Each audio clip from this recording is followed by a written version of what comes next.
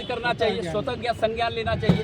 दूसरी बात ये है कि बौद्धिस्ट कंट्रीज जो हैं, जिस दिन उन्होंने इस देश को मदद देना बंद किया आर्थिक, उस दिन इस देश की अर्थव्यवस्था चरमरा जाएगी और सड़क पे आ जाएगी। ये सरकार घुटनों के बल पर आएगी, जैसे श्रीलंका और पाकिस्तान की हालत। तो ये हमारी गुजारिश है आप मीडिया के साथियों से, आप अपने माध्यम से इन चीज़ों को उठाइए। ये बौद्धिस्ट इस देश की पहचान है। बौद्ध धम्म जो है वो इस देश की पहचान है। और हमारा देश अभी आज के तारीख में भगवान बुद्ध के नाम से जानता है कि हम भगवान बुद्ध के धरती के लोग हैं और प्रज्ञा के लोग हैं, सील के लोग हैं। ऐसा नहीं कि अब बुद्ध के लोग या बुद्ध के अनुयायी हथियार डाल दिए हैं।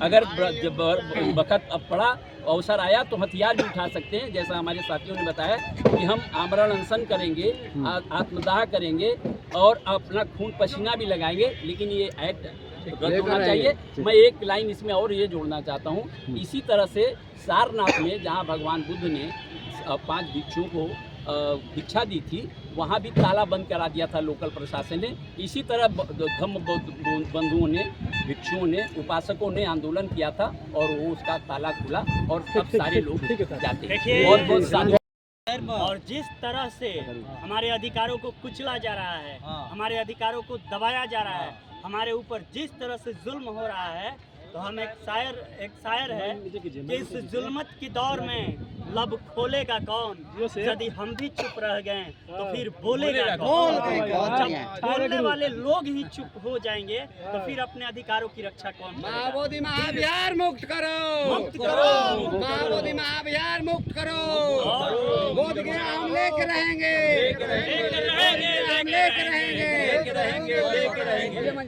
और देखिए यही बात जो है हक की जब भी बात होती है तो बाबा साहब ने कहा था कि बोलना सीखो वरना पीढ़ियां गूंगी हो जाएगी।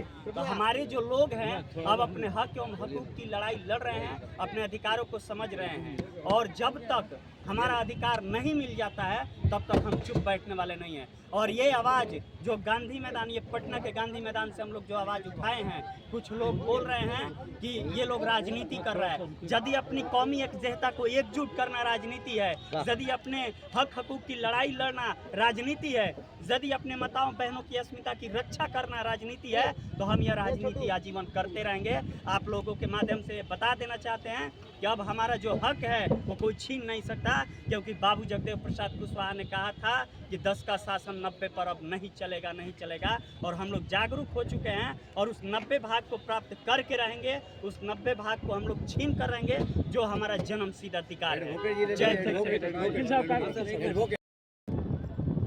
उससे पहले जितना भी विधान बना था वो संविधान लागू होते ही खत्म हो गया, तो फिर 49 का कैसे बचा हुआ है, ये बड़ा सोचनीय विषय है। अच्छा प्रश्न है। 49 का फिर एक्ट कैसे लागू है और फिर बौद्धों के अधिकार को कैसे खत्म करना है। जो जानकारियां हासिल हुई, कल हम लोग बोध गया भी जाएंगे और बोध गया में पहुंच के वहां के जो स्थिति है उसका आकलन करके फिर आंदोलन की एक बड़ी रणनीति बनाएंगे। इससे भी बड़ी, इससे बड़ी, ये तो एक टेलर है जैसे हमारे साथियों ने बताया, इससे बड़ा एक हुजूम पैदा करेंगे। पता चल रहा है कि बौद्ध विहार में सवर्णों का कब्जा है।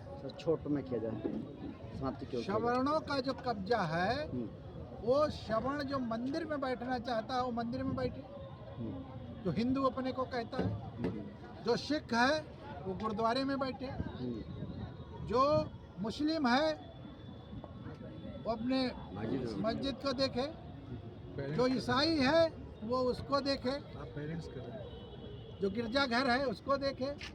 लेकिन जो बौद्धों का अधिकार है उसमें हिंदुओं का प्रवेश क्यों, उस पर कब्जा क्यों? तो क्या लगता है आज जिस तरीके से इस मंच इकट्ठा हुए हैं, काफ़ी लाखों की भीड़ आई है, जिसमें हम लोगों ने अपना शक्ति प्रदर्शन भी किया है। बेसिकली इशू यहाँ पे ये है कि जो